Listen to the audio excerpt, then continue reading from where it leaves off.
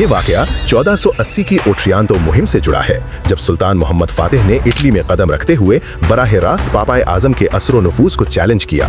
जुलाई 1480 में उस्मानी बेड़ा जुनूबी इटली के शहर ओट्रियांतो के करीब उतरा और शहर का मुहासरा शुरू किया।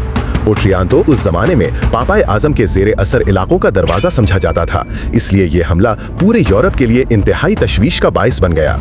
उस्मानी तोपों की शदीद गोलाबारी और तेज पेशकदमी ने दिफा को हिलाकर रख दिया।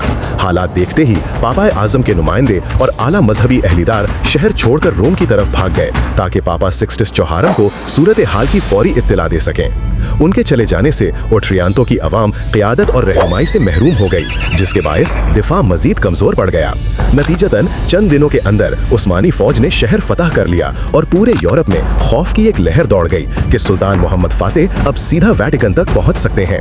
अगरचे 1481 में सुल्तान मोहम्मद फातिह के इंतकाल के बाद उस्मानी फौज वापस बुला ली गई और ओट्रियांतो दोबारा यूरोपी कब्जे में चला गया, लेकिन पापाए आजम के नुमाइंदे के भागने का वाकया यूरोपी तारीख में कमजोरी और खौफ की एक बड़ी मिसाल के तौर पर हमेशा याद रखा जाता है।